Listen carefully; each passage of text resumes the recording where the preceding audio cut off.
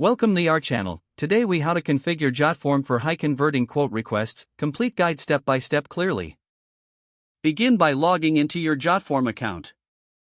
Create a new form by clicking on the Create Form button.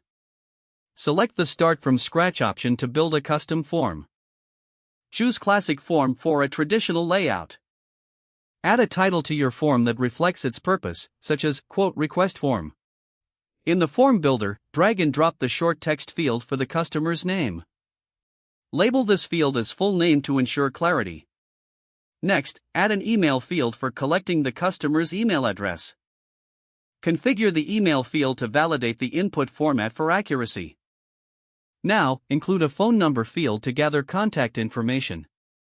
Ensure this field is set to accept numeric values only.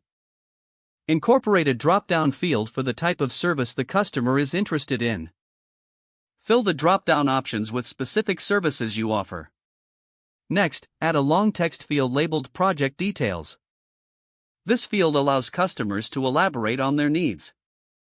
To enhance user engagement, insert an upload field for any relevant files. This can be helpful in understanding their requirements better. Include a date picker field for the desired service date. Make sure to label this field clearly for the user's convenience. After that, add a checkbox field for any additional services or features. This gives customers the ability to customize their request. Consider setting up conditional logic for specific fields.